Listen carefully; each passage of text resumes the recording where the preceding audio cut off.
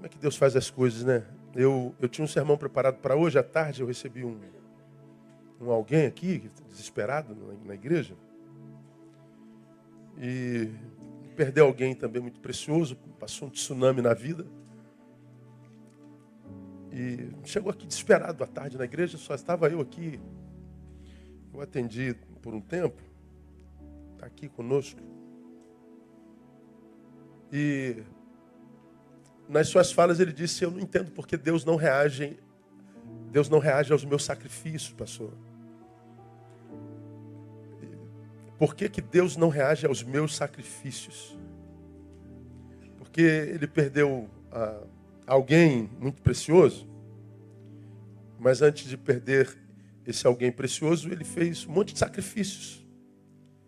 E mesmo assim, ele perdeu. E não está aguentando lidar com a dor. Imagino que é o que essa mãe está vivendo agora. Por que Deus não reage aos meus sacrifícios? Por que Deus não reagiu aos meus sacrifícios? A resposta, com muita misericórdia, foi: Deus não reage aos nossos sacrifícios. Deus não reage a sacrifícios, não depois de Jesus.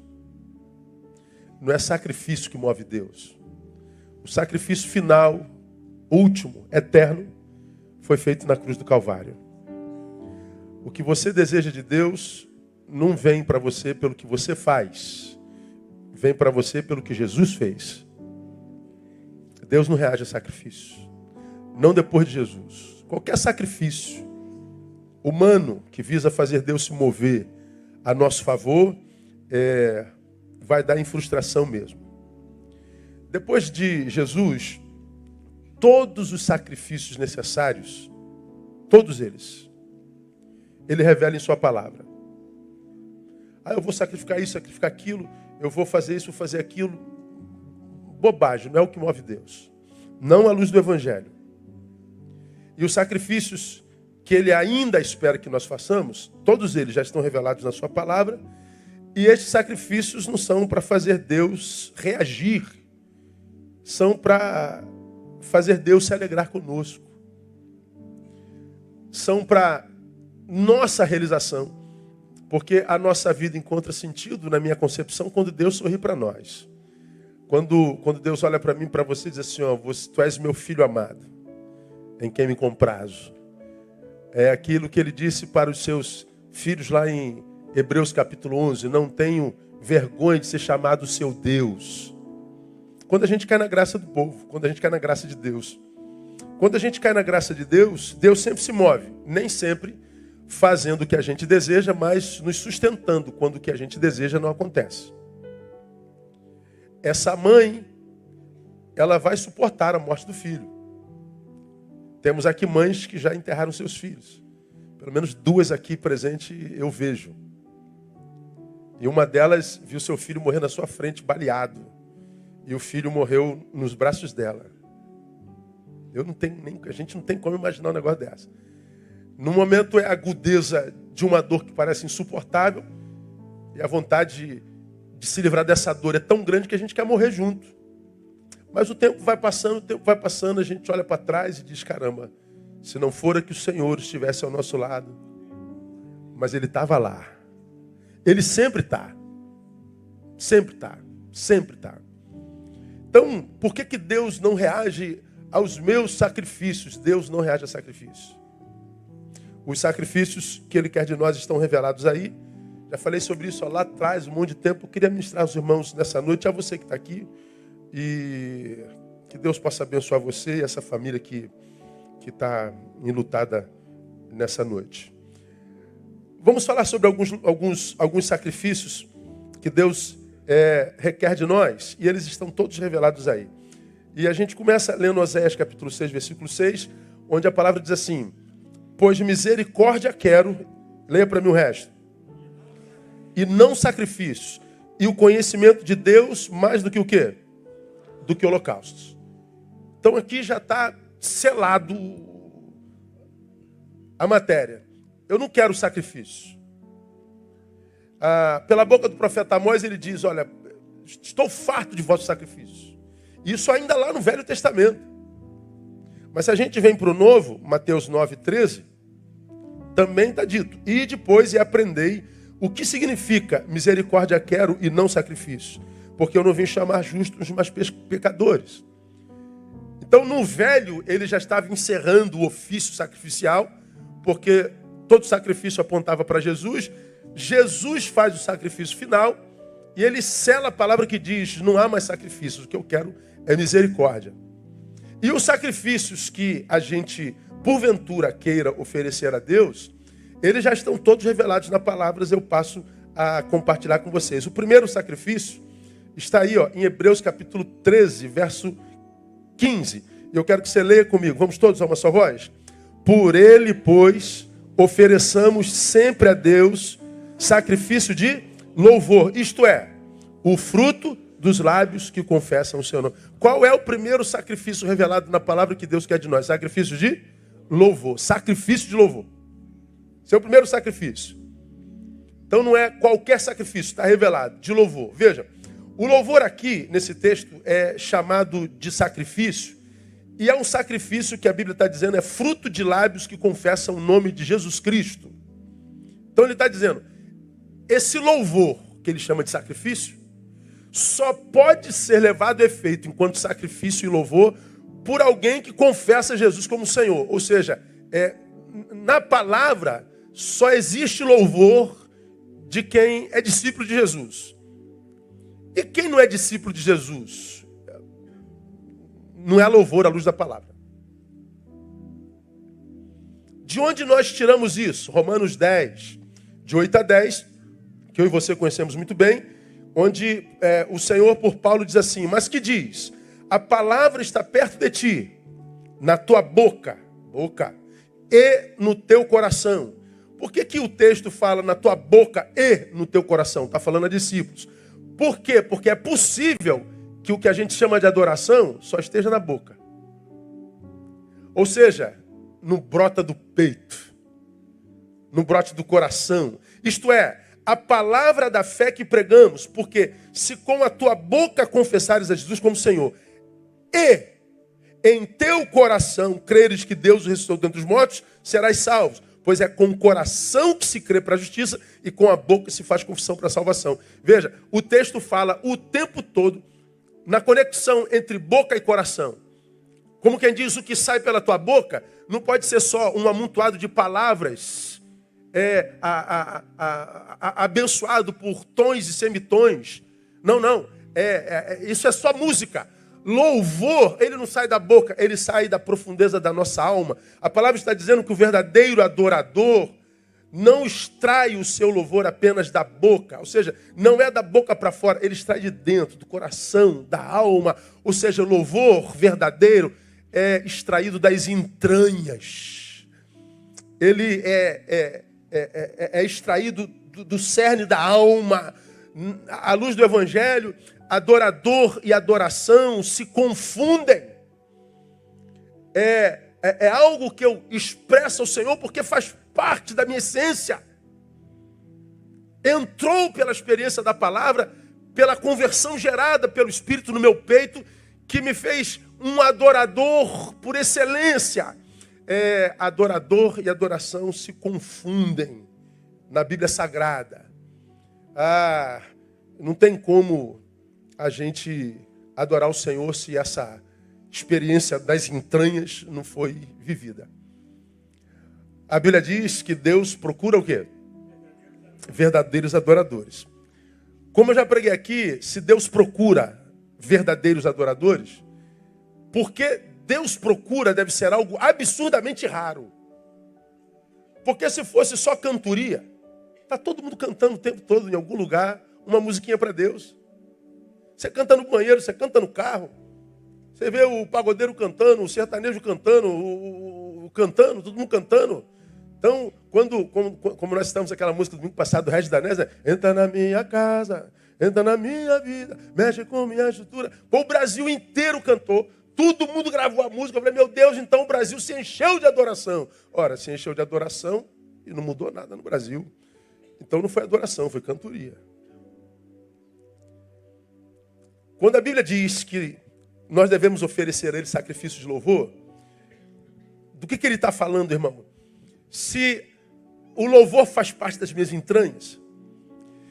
Isso, em algum momento, vai se tornar um sacrifício. Por que se tornaria sacrifício?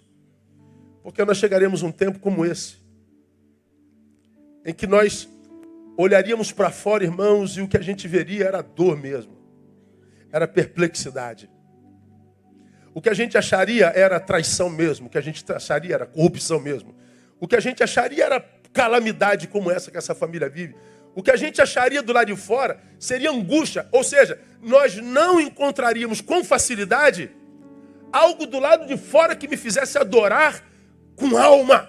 Mas ele está dizendo, o adorador não precisa de nada do lado de fora para adorar. A adoração habita dentro. É transcircunstancial. Então, mesmo que o que você veja seja calamitoso, ele está dizendo, adore com sacrifício. Apresente ao Senhor o teu sacrifício. Por que o louvor, irmão? Lembra que Hebreus é um texto escrito para gente hebreia, para gente oriunda da religião judaica. E aí o autor de Hebreus lembra para aqueles missivistas que na cultura religiosa deles, a adoração era construída sobre sacrifícios de animais, touros, bodes, ovelhas, e sobre outras coisas absurdamente litúrgicas, cerimoniais. Eles vieram do rito, eles vieram da cerimônia. Então a adoração tinha bicho, tinha altar, tinha roupa sacerdotal, tinha estola, tinha cajado, tinha elmo sacerdotal. Então era um negócio extremamente visual e estético. Quando o autor de Hebreus fala de adoração, ele está dizendo, em Jesus não. Nele a religião e a vida se confundem. Ele está dizendo, o louvor agora não precisa mais de rito, estola, não precisa mais de rituais. O louvor somos nós. O louvor sou eu.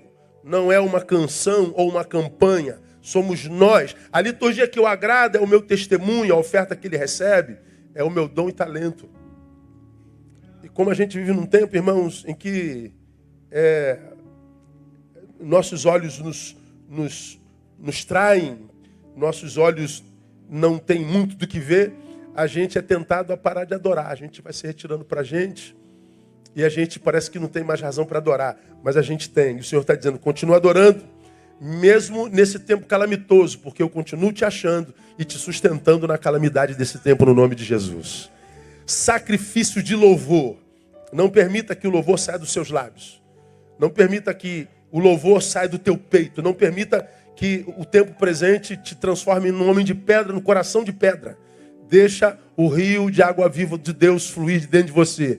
E você vai ver que você não morre de sede nesse deserto existencial dentro do qual a gente está. Mas nesse mesmo livro tem um outro sacrifício que está no versículo seguinte, 16. No 15 diz, ofereça a ele teu sacrifício de louvor. Mas no 16 diz, mas não vos esqueçais de fazer o bem e de repartir com os outros. Agora, por quê? Leiam comigo. Com tais sacrifícios, Deus se agrada. Qual o outro sacrifício que a Bíblia está relatando para nós aqui? O de fazer o bem e de repartir. Eu falei, meu Deus, eu estava lendo esse texto assim. Fazer o bem é sacrifício? Para quem que fazer o bem é sacrifício? Quem me diria? Não, o inimigo seria o alvo.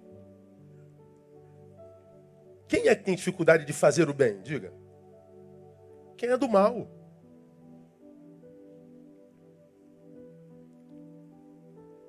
Para quem é do bem, fazer o bem é comandar para frente. Para quem é do bem, fazer o bem é como piscar o olho. Você não pensa para piscar o olho, pensa? Não, né? Mas como ministrei alguns meses atrás, você pisca 25 mil vezes por dia. Que doideira, né? 9 milhões por ano, que coisa boba. Mas está escrito lá, a gente aprende. Mas ninguém pensa, se a pessoa fosse pensar em piscar, opa, já estou em 3.970, 7.125, opa, está acabando o dia, 24.600. Né? Não, a gente não pensa para piscar. Quem é do bem não pensa para fazer bem. Flui. Por que haveria um tempo em que fazer o bem seria um sacrifício? Cara, a Bíblia é a coisa mais linda. Não vos esqueçais de fazer o bem e de repartir com os outros, porque com tais sacrifícios Deus se agrada. Por que será que fazer o bem e repartir seria um sacrifício? Por duas razões. A primeira, por causa do que nos tornaríamos. E o que nos tornaríamos, pastor? Egoístas. Tu pega a origem etimológica da palavra egoísta, ego, mais ismo. Ego, eu. Ismo é um sufixo que é utilizado para definir existência ou modo de existir. É um sufixo que é determinado para usar fenomenologia, ou seja, algo que exista como fenômeno. O egoísta, o egoísmo do egoísta, o egoísta é aquele que reconhece o seu eu como um único fenômeno existencial. O egoísta é aquele que reconhece o seu eu como a única forma de existir. Nós nos transformaríamos num ser tão egoísta, tão centrado em nós, tão voltado para nós, como eu já ministrei aqui 1000 vezes, que o outro já não nos interessaria mais. Paulo fala em 2 Timóteo capítulo 3, você se lembra disso, você que é membro antigo aqui, que os últimos tempos seriam penosos porque nós nos deformaríamos de tal forma que transformaríamos a existência numa vida como quem paga uma pena. Os últimos dias seriam penosos. Ele diz por quê? Porque nós seremos amantes, os homens seriam amantes de si mesmos, vocês se lembram disso? Filautós. Filos autós. Amante de si mesmo. O amante de si mesmo não é o que tem autoestima. Não, autoestima é outra coisa. O filautós é o adoecimento do amor. É o amor de uma única. É o amor que reconhece o si mesmo como único ser existente e exclui tudo que não é eu do seu senso de valor. É a vida do psicopata, de quem não exala afeto algum. Por que fazer o bem seria difícil, pastor? Porque nós nos tornaríamos egoístas. Por causa daquilo que nós nos tornaríamos egoísta. Mas segunda razão, por causa daquilo no que nos tornaríamos dois. O quê? Seres absurdamente difíceis de serem amados. Como tá difícil amar a gente. Sim ou não? Pelo amor de Deus, irmão. Se eu me torno egoísta, eu excluo você de mim. Bom, mas eu também me tornei egoísta e excluí você de mim. Aí, como eu tenho ministrado aqui, nós estamos, ou vocês estão assim, um do lado do outro, geograficamente juntinho, afetivamente a quilômetros de distância. Nós não conseguimos mais conexão de alma. Aí você está no meio da multidão, você está dentro do shopping, você está em Madureira, você está no vucu-vucu do ir e vir, mas absolutamente só. O menino está dentro do seu quarto aquecido, junto de papai e de mamãe, mas ele não consegue conexão. A gente vai se retirando da existência sem perceber. Chega um momento que nós estamos, embora pertinho geograficamente, tão longe afetivamente de tudo, que a nossa existência se torna insuportável. Porque as conexões afetivas e de almas, as entranháveis afeições, passam a inexistir. E a gente vai adoecendo. Chega uma hora que a existência é um castigo para nós mesmos. E por que a gente está vivendo isso? Porque nós nos tornamos seres absurdamente difíceis de serem amados. Então, fazer o bem como egoístas que somos, a pessoas tão difíceis de serem amadas como nos tornamos, se tornaria um grande sacrifício. Porque o que a gente quer num tempo de egoísmo e de gente desconectada afetivamente, o que a gente quer é o nosso direito e a gente faz qualquer coisa para tirá-lo. Nem que a gente tenha que agredir o outro, ofender o outro, matar o outro.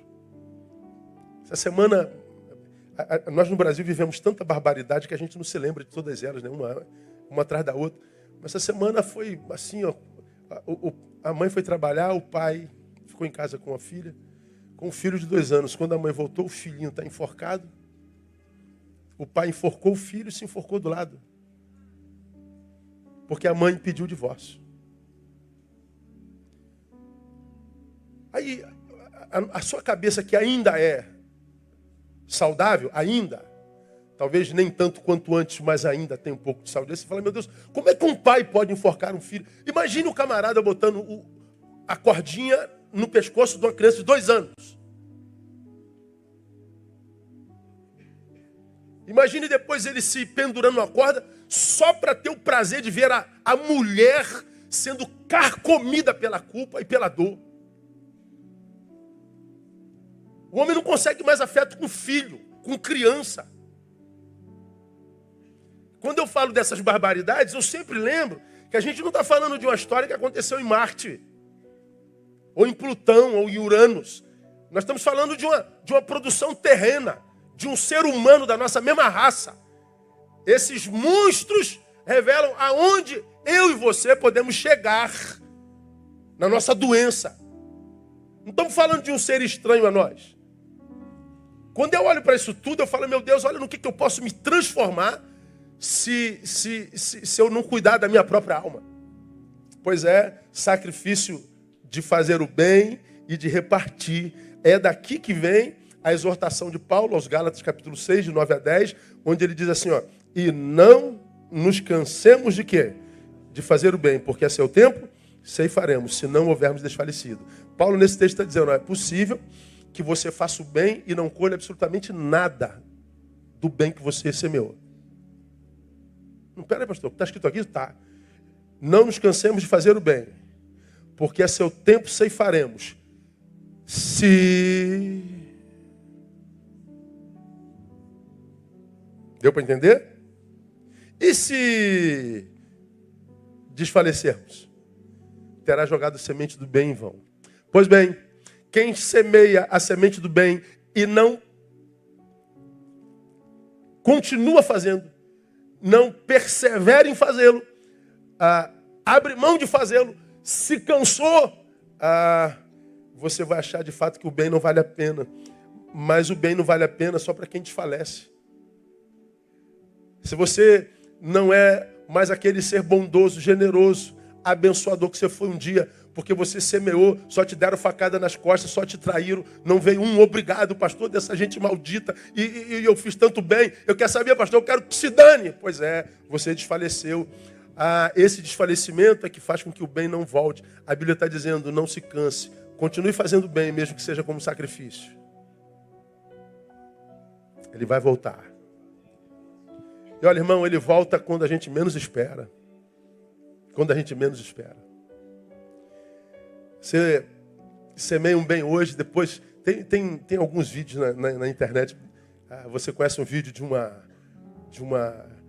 um casal de japonês, você já deve ter visto esse vídeo.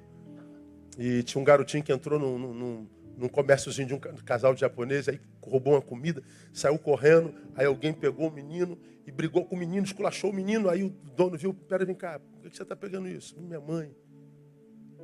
Aí não, pode levar, tua mãe leva mais isso aqui. Ele levou para a mãe.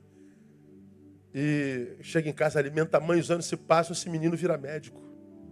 Já viram esse vídeo? Aí aquele dono do mercado que deu o pão para ele no tempo da fome, teve uma doença grave e estava internado no hospital e disseram, a conta é essa aqui. E eles não tinham como pagar. Aí o médico falou, não, eu vou fazer a cirurgia dele. E aí fez a cirurgia do velho e quando trouxeram a conta para a filha do velho, a conta já está paga. Foi paga com um pedaço de pão há 20 anos atrás. O que você semeia hoje, irmão, volta para você no nome de Jesus. Me ajuda, catuca alguém, fala assim, continua semeando, irmão. E aplauda o Senhor forte, porque Ele é tremendo. Aleluia. É por isso que eu digo. Você quando sucumbe a esse estado miserável de ser, desses ódios de rede, desses politicamente corretos que te exigem perfeição, que está longe do que eles praticam, quando você responde com o mesmo ódio, quando você dá atenção, quando você joga pérolas a porcos, para mim a rede é o lugar dos porcos, e você lança pérola, a pérola que você joga, eles calcam os pés e eles voltam contra você em ira. E a ira que eles lançam sobre você mexe com o teu ego e você responde com a mesma ira. E ele já é porco, já está O único lugar onde ele tem vida é ali, se tira a rede, desliga a rede. É um ser humano insignificante. A vida dele é uma vida inútil. Tira a rede dessa geração, o que sobra é o nada. O único lugar onde encontra algum sentido. Eu estou lutando contra a morte das baleias ali. Eu estou lutando contra a pobreza aqui. Eu estou lutando. Nada, ele só está aqui teclando, dizendo que está lutando. Tira a rede, você não vê mais nada na vida dele. Nada. É uma geração inútil. E você fica reagindo com ódio. Você está semeando para o amanhã. Aí você tem a oportunidade de fazer um bem hoje e não faz. Pois bem, grave isso. Esse bem que você faria hoje, não fez? É uma sementinha, já falei sobre isso aqui, hoje. Mas daqui a 1, 2, 3 anos, pode ser uma árvore frondosa e frutífera. E é possível que daqui a 2, 3 anos, você esteja passando pelo deserto da vida, e a única árvore que você vai encontrar no deserto é essa que você plantou há 3 anos atrás. Mas como você não plantou essa árvore há 3 anos atrás, o deserto te engole. Então, para você que está fazendo bem, irmão, fique tranquilo. Desertos chegam para qualquer um. A diferença é o que cada um de nós encontra no deserto. No teu deserto estarão os frutos do teu bem, no nome de Jesus. Então, se você quer fazer um sacrifício, faça o bem e reparta. A gente vê todo crente verdadeiro, né, perguntando geralmente, pastor, o que eu devo fazer para agradar a Deus? Faça o bem e reparta. Faça o bem e reparta. E é muito comum hoje fazer o bem, né, mas nem sempre a gente consegue fazer o bem repartindo. Repartir é muito complicado para muita gente.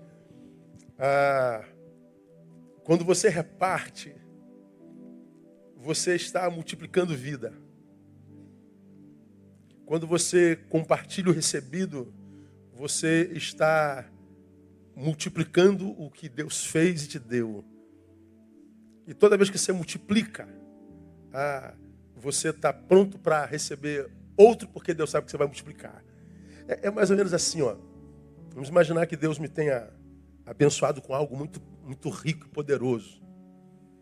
E algo pelo que eu clamei por muito tempo. Aí chegou, aí eu me apego a esse negócio assim, de uma forma apaixonada, e fico adorando a bênção. Fico ali. E o Senhor está lá de cima olhando o que eu faço com a bênção. Se eu sou o destinatário, como você já sabe, ou se eu sou um caminho, ou um canal. Aí você fica curtindo a bênção, 1 dia, 2, 10, 20, 30, 5 anos, curtindo a bênção. Pois não está vendo que a vida está passando. Você já está até precisando de outras bênçãos, não percebeu. Tu está com a mão cheia. Deus está querendo derramar a bênção de hoje, mas a bênção de ontem ainda está na tua mão.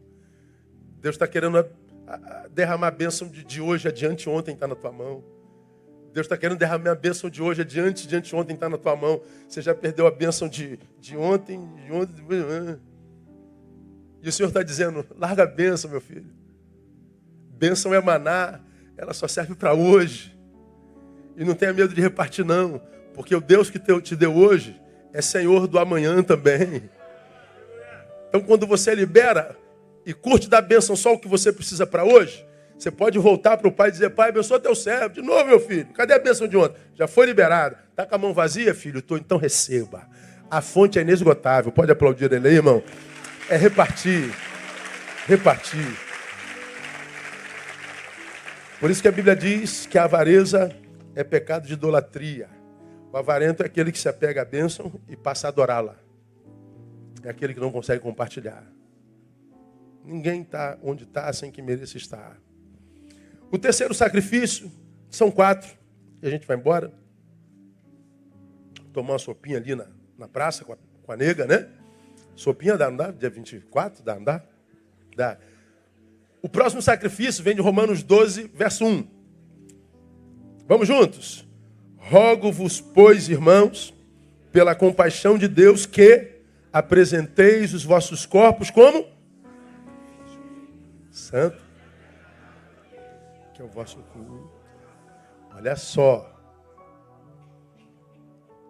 Deus, eu quero te apresentar um culto racional, aqui, ó, com razões.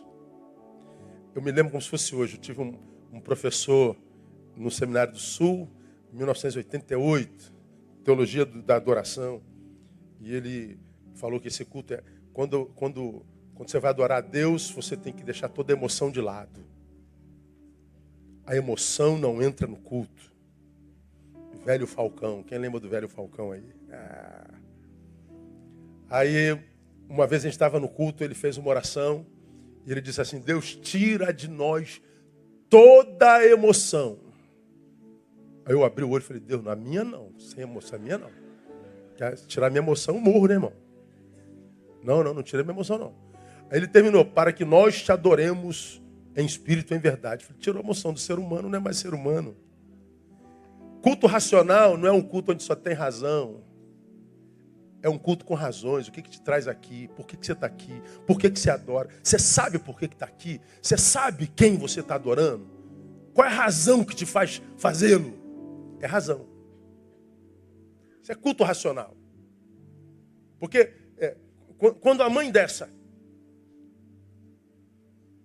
chora o suicídio do filho e tenta se suicidar, isso não é um ato emocional só não, gente. Por que ela tentou se suicidar?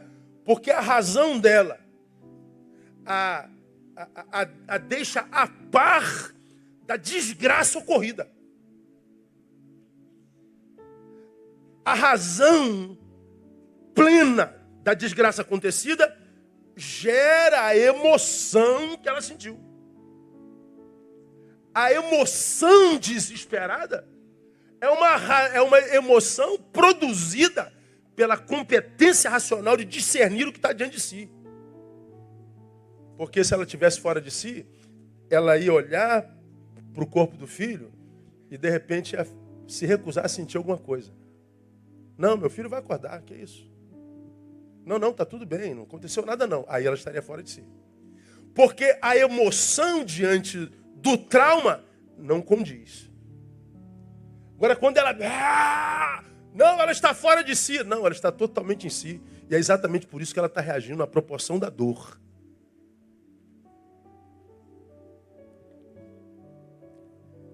Então, o que é culto racional? Bom, Paulo está dizendo que o culto racional começa com a apresentação do corpo, do soma. Corpo é soma. Aí a gente ouve muito, né? A gente às vezes nem sabe o que é.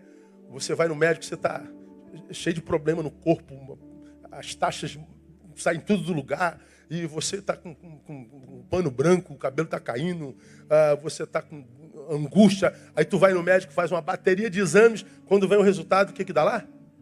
Nada. Como, doutor?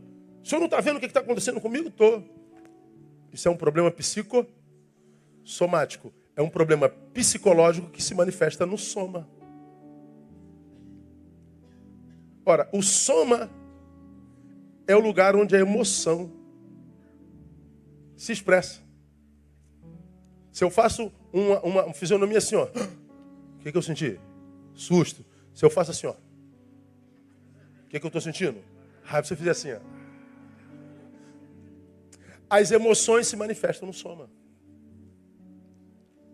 Quando a Bíblia diz, apresente seu corpo, ofereça a Deus seu culto racional, começa com o corpo. Ou seja, o lugar onde as emoções se manifestam. Então ele está dizendo, culto racional não pode ser só estético corporal e nem pode ser gelado racional. Ele tem que ser expressivo e verdadeiro. É a adoração de Davi. Bendize, ó minha alma, ao Senhor. E que mais? E tudo o que há em mim, bendiga o seu santo nome. Davi está dizendo que nada que há em mim fique fora da minha adoração. Corpo, alma e espírito, se você é tricotômico. Alma e corpo, se você é dicotômico. Mas que nada em mim esteja fora. Deus está dizendo, eu não aceito uma adoração que não seja integralista, holística, que seja tudo em ti. Agora, por que ele diz que culto assim começa com o sacrifício de si mesmo. Começa com o sacrifício do meu corpo. Por que o Senhor desejaria meu corpo? Por algumas razões. Primeiro, o nosso corpo é a parte em nós com a qual nós gastamos mais tempo. Ou não? Que me faz, portanto, roubar tempo precioso que eu poderia passar com Ele. Deus sabe que se eu não ofertar tudo a Ele, Ele sabe que esse corpo pode levar tudo que eu sou dele. Deus sabe que ao invés de eu usar esse corpo para adorá-lo, eu posso adorar o corpo que Ele me deu. Deus sabe que se eu não apresentar meu corpo em sacrifício, esse corpo vai roubar tempo precioso que eu passaria na presença dEle. Então Deus está dizendo, oferece teu corpo. Porque se você oferecer teu corpo, não vai faltar tempo em você para que você cuide dele. Eu acho que foi por isso que Jesus disse que antes de segui-lo, nós deveríamos negar o si mesmo. O si mesmo que para Jesus é um ladrão. Rouba o tempo que a gente tem dele, rouba o que a gente poderia viver na presença dele e diz que a gente vai viver em outro lugar. E nós vivemos num tempo de adoração de corpo, uma corpolatria louca. É uma geração glutiana.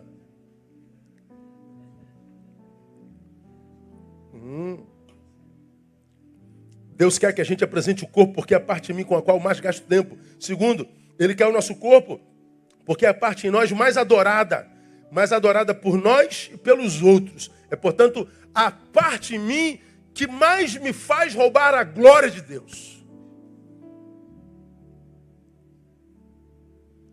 Hoje de manhã eu preguei sobre Isaías 48. O lamento de Deus sobre o povo seu que perdeu o amor próprio, a ponto de viver apostasia e abandoná-lo. Deus está dizendo, eu tenho um lamento contra vocês. Por quê? Porque vocês me abandonaram? Não, porque vocês não conseguiram a bênção de continuar amando-se a si mesmo para não abrir mão da sua parte principal, a nossa relação.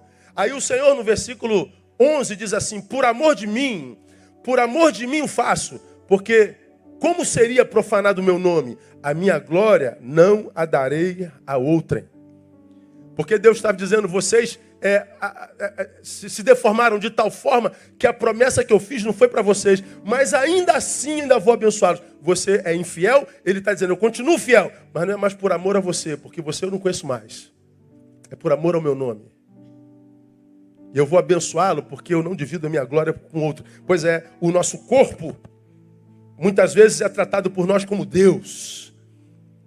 A gente sofre porque tem uma areazinha do nosso corpo que não está passivo de adoração. A irmã vai naquele espelho lindão que seu marido conhece, com aquela lingerie maravilhosa. E ele diz, meu amor, você é uma deusa do ébano. Aí você não dá nenhum sorriso e diz, eu quero morrer. Por quê, amor? Tem uma estriazinha aqui.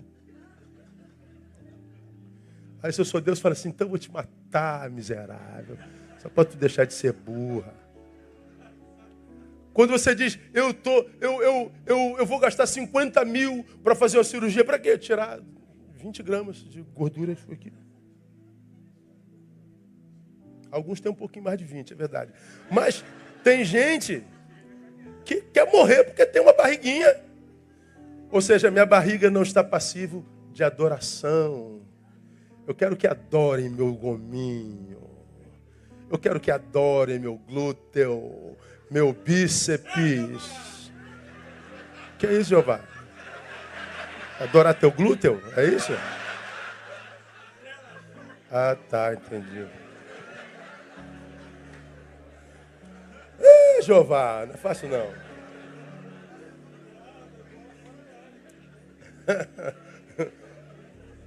O corpo é um Deus. Deus para quem o adora, mas também para aquele que não tem do que se orgulhar do corpo. Porque se o corpo não está como está, você se deprime. Você quer morrer porque está 10 quilos acima do peso.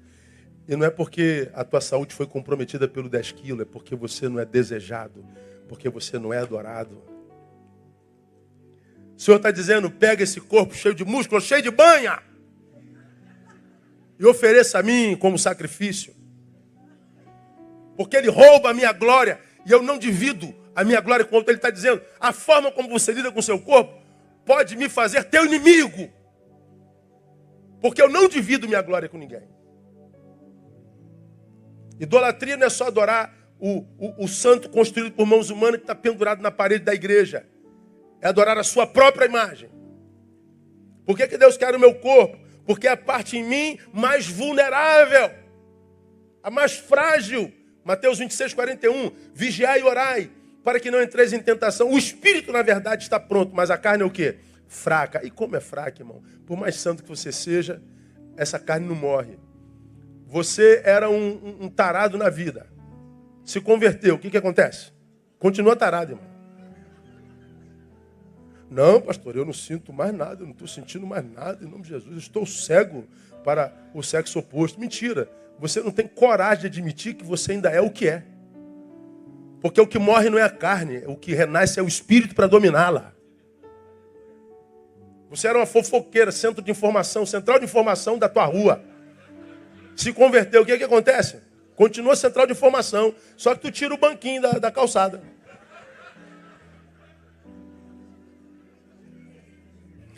Irmão.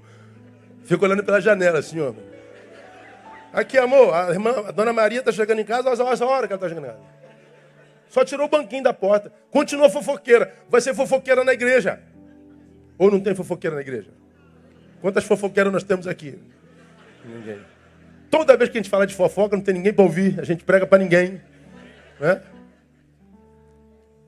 É a nossa parte mais frágil. Dentro de você há um crente que ama a Deus, mas ama muito, cara. E você queria ser um filho para quem Deus olhasse e se emocionasse, que desse muito prazer a Deus, mas a tua carne não deixa, né? Você fala assim, ó Deus, eu preciso vencer isso aqui. Eu te amo, meu Pai. Tu sabes que eu te amo, tu sabes que eu sou apaixonado por ti, tu sabes disso, mas eu tenho uma fraqueza nessa carne que eu não consigo vencer essa desgraça. Não é assim que acontece? Deus, se tu me livrares disso, eu viro um anjo. Aí Deus fala assim, fica aí então, fica aí, filho, porque você vai se decepcionar porque não existem anjos aqui de carne e osso.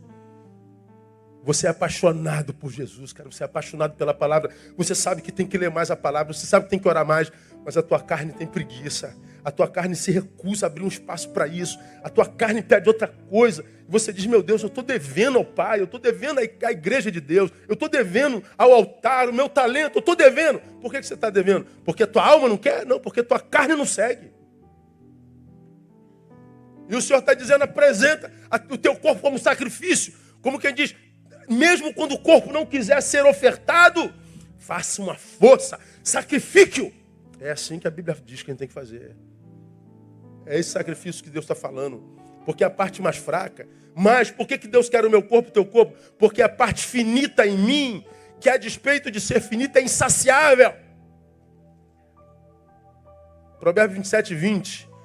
O Seol e o Abadom, o inferno, nunca se fartam. E os olhos do homem nunca se satisfazem, os olhos. O inferno quer alma, não se farta nunca. Os nossos olhos também não, a gente sempre quer mais. Tu está andando a pé. Aí você fala assim, Deus, preciso de um carrinho. Pode ser um 65, sem importa. Qualquer coisa serve. Aí veio o carrinho 65. Cara, tu está feliz da vida. Uma semana depois, tu fala assim, melhor aí um pouquinho, bota pelo menos porta, né? Aí botou porta. Glória a Deus. Uma semana depois, você pega um carrinho 72. Aí tu pega o 72. Daqui a 2 semanas já não presta mais. Tu quer um 94. E chegou o 94. Agora tu tá com a Land Rover Zero. E dá 6 meses com o carro, sai um novo. Não sei das contas. Você fala assim, eu vou pegar esse carro aí. Vou pegar o blindado. A gente sempre quer mais e mais e mais e mais e mais. A gente nunca se farta. A gente não diz, pronto. Eu estou pronto. Não, a gente sempre pode melhorar. O Senhor está dizendo, pois é, você habita um corpo que é insaciável. Portanto, viver na carne é como quem dá um tiro no pé, porque seria falta de amor próprio. Viver só na carne, Arrancar de si a transcendência é viver diante de um Senhor que nunca se satisfaz com o que você dá a Ele. Você se mata para alimentar esse Senhor, e esse Senhor maldito quer sempre mais. Você se mata de trabalhar, mas nunca é suficiente. Está sacrificando esposa, está sacrificando filho, está sacrificando saúde, mas o teu corpo quer mais. O Senhor está dizendo, você vai se tornar um ser de vida invivível. Sacrifique esse corpo e você vai ver o que eu faço na tua vida com esse corpo. Viver na carne é dar um tiro no pé. Por quê? Porque abre mão da possibilidade de plenitude. É trocar o eterno pelo temporal. E o temporal nunca vai satisfazer o eterno. Gálatas 3, 3 e 4, estou terminando. Diz assim: sois vós tão insensatos, tendo começado pelo Espírito, é pela carne que agora acabareis? Será que padecestes tantas coisas em vão? Se é que isso foi em vão? Vocês ficaram loucos, diz Paulo. Vocês começaram no Espírito e é pela carne que vocês vão acabar. Vocês estão loucos. Vocês estão trocando o Senhor, que é a fonte de toda graça e de toda plenitude, para ser servo de um corpo que não se sacia nunca. Que te esmaga, te espreme, nunca diz basta. Vai morrer. Eu estava vendo um programa esses dias na televisão, aquele de celebridade, irmão, que as celebridades fazem um monte de plástica, depois o cara tem que consertar tudo. Como é o nome? Aí aparecem as celebridades. Aí aparece aquela menina novinha, bonitinha. Aí começa a botar botox, botar não sei o quê, botar não sei o quê. Cara, vira um monstro. Sim, é um negócio horrível. Aí agora vai para outros especialistas para tentar consertar a desgraça que foi. Piora. Aí você vê meninas com 17 anos fazendo plástica. Não tem uma ruga, irmão, para contar a história da vida.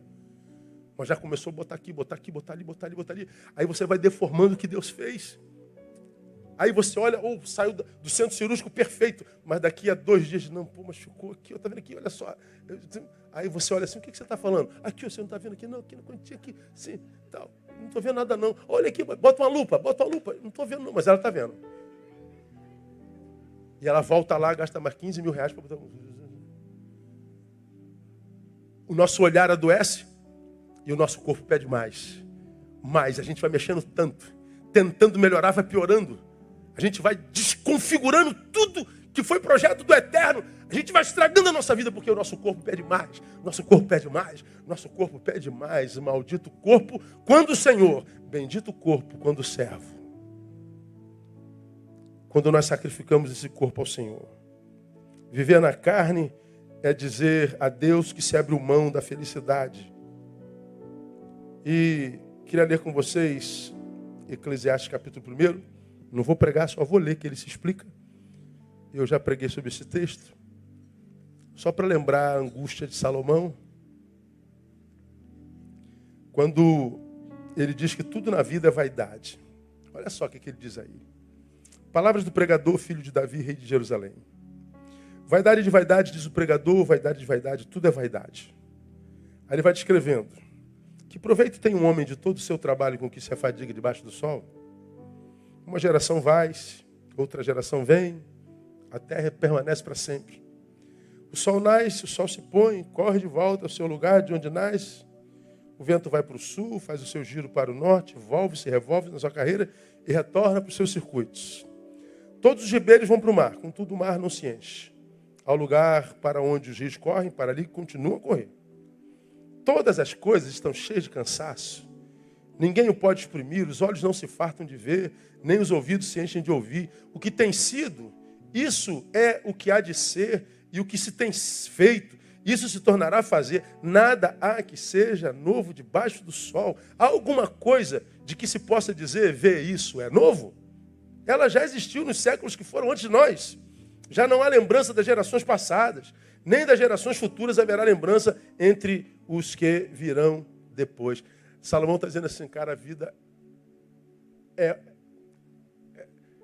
é um marasmo. Mesma coisa.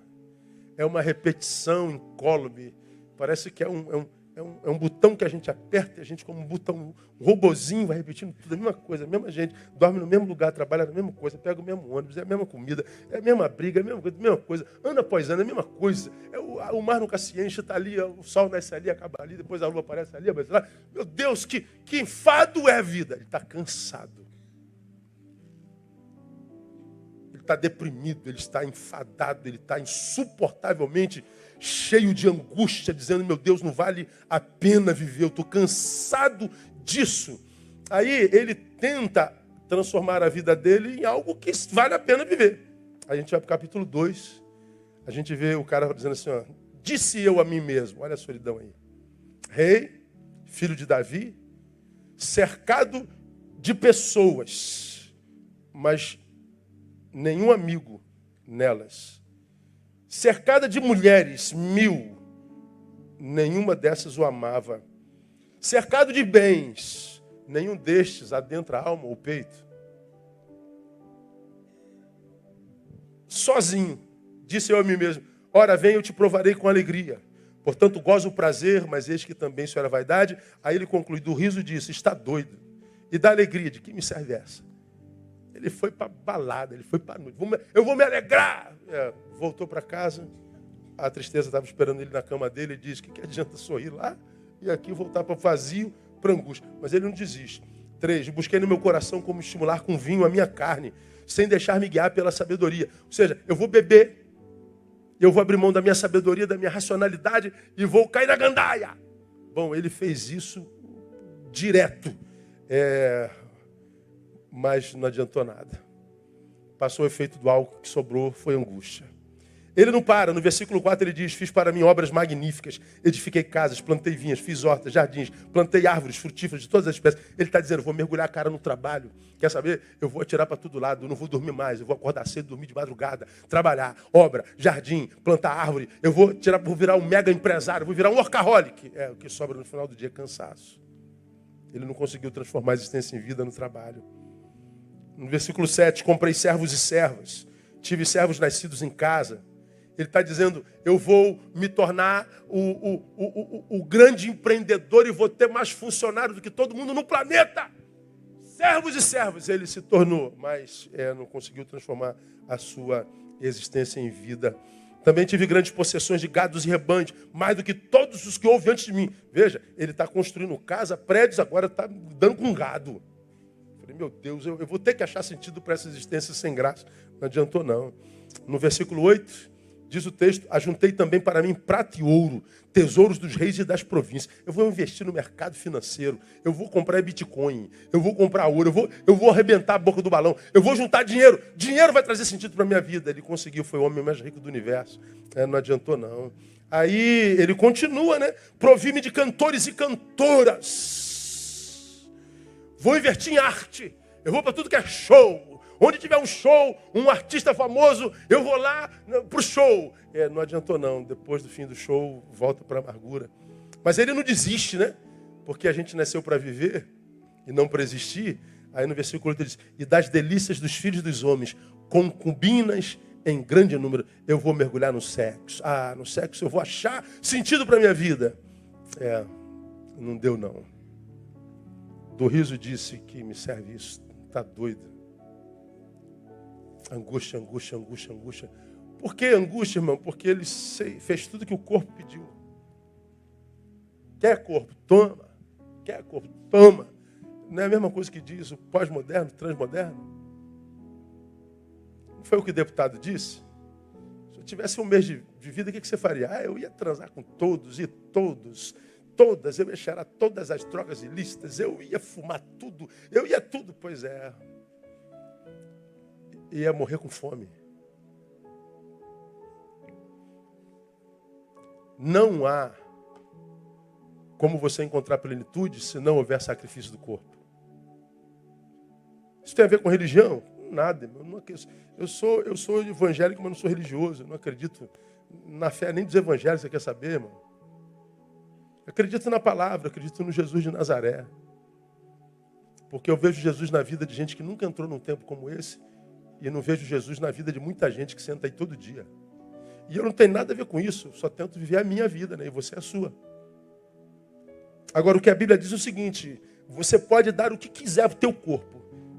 Se teu corpo é teu Senhor, o que vai sobrar para você no final é cansaço, porque esse corpo não se sacia jamais. Ele está dizendo, a gente só se sacia em Deus. 3:11 eu terminei. Mesmo livro, Eclesiastes 3:11. Olha o que diz esse texto aí. Salomão, depois de buscar no corpo o tempo todo satisfação, ele diz, tudo fez formoso em seu tempo. Também pôs na mente do homem a ideia da eternidade, se bem que este não possa descobrir a obra que Deus fez desde o princípio até o fim. Ele diz lá, pôs na mente do homem a ideia da eternidade. Eu sou um corpo que não estou preso a esse corpo, e você também. Você fecha os olhos aqui e vai à China. Você fecha os olhos aqui e você viaja nas galáxias. Você consegue ver a lua, você consegue ir aonde quiser, porque você não está preso a isso aqui. Você está aqui, você vai lá no seu passado, na tua infância. Você vai lá no seu primeiro brinquedo, você vai se lembrar da primeira vez que você chegou um ponto no queixo porque caiu do velocípede. Você vai lá no teu futuro se vendo o presidente da empresa ou o médico atrás da mesa. A gente tem essa liberdade de ir no futuro, de ir no passado, de ser influenciado por ele, positivo ou negativamente, e pelo futuro, positivo ou negativamente, porque nós não estamos presos a isso aqui. Portanto, se retirar e fazer disso aqui a razão da vida, é se auto-sabotar, pô. Por isso que o Senhor diz, sacrifique. Então, irmãos, sacrifício não faz Deus agir. Depois de Jesus, não existem mais sacrifícios, a não ser esses revelados na Bíblia Sagrada. Que é o sacrifício de louvor, que faz com que adorador e adoração se confundam. É o sacrifício do fazer o bem. Isso é labutar contra o que a gente se torna egoísta e um ser absurdamente difícil de ser amado. Sacrifício de nós mesmos, apresentar o nosso corpo, para que a gente possa adorar a Deus com tudo que temos e somos. Esses sacrifícios não fazem Deus agir, mas fazem com que Deus se alegre conosco, porque Ele está vendo que nesse mundo deformado nós estamos lutando para não deformarmos, que nós estamos remando contra a maré, e quando Ele percebe que nós não somos alguém que é levado pela multidão, catarticamente, pelas experiências catárticas, mas você está com coragem e personalidade remando contra a maré para continuar nele, ele está dizendo, meu filho, pega na minha mão, você vai remar contra a maré comigo. Não tem ninguém que pare alguém cuja mão Deus tomou. E Deus toma a mão daquele filho que sacrifica, mas sabe o que ele diz? Não inventa sacrifício. Não sacrifica para receber bênção, não sacrifica com segundas intenções, sacrifica só para fazer valer a pena o sacrifício do Cordeiro. E a minha oração, minha esperança é que Ele encontre alguns de nós dispostos a fazer e praticar esse sacrifício para a glória de Deus Pai e para o nosso bem-estar. Vamos aplaudir a Ele e vamos embora para casa.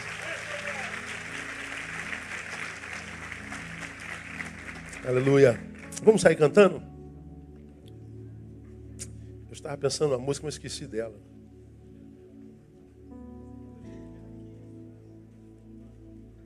Senhor, eis-me aqui. Legal. Senhor, eis-me aqui. Louve. Vem transformar meu ser no fluir da graça que encontrei. Vamos louvar em pé? Em ti. Isso é uma oração. Ore ao Senhor. Senhor, descobri que a fraqueza que há em mim podem ser vencidas pelo poder do teu amor, no poder do teu amor, junto a ti. Teu amor me envolve. Teu amor me envolve. Atrai-me. Atrai-me para o teu lado estar.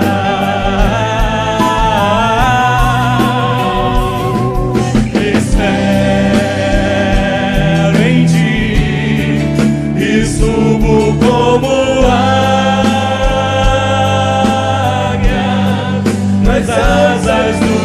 Espírito, contigo voarei, no poder do teu amor.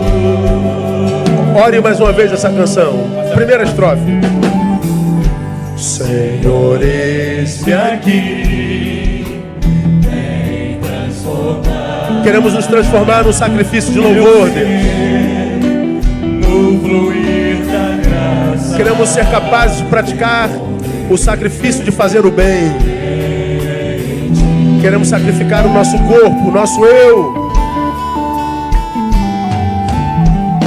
Senhor, descobri que as fraquezas que há em mim Podem ser vencidas. podem ser vencidas. Aonde? No poder do teu amor. Junto a ti. Junto a ti, teu amor me envolve,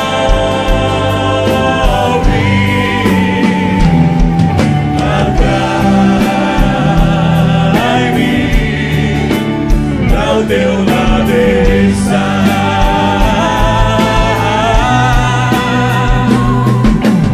Espero em ti e subo como águia nas asas do Espírito, contigo voarei, no poder do teu amor. Segunda e última estrofe.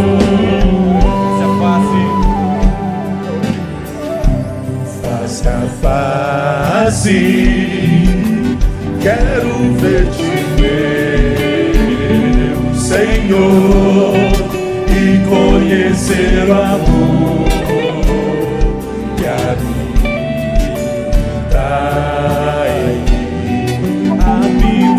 em mim, sem renovar minha mente em teu querer, meus dias viverei. Sim, no poder do teu amor. No poder do teu amor. Diga a ele, junto a ti. Junto a ti, junto a ti, teu amor me envolve,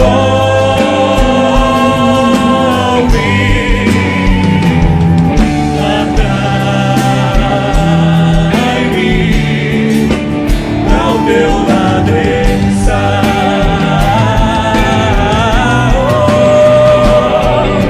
Espero em ti e subo como águia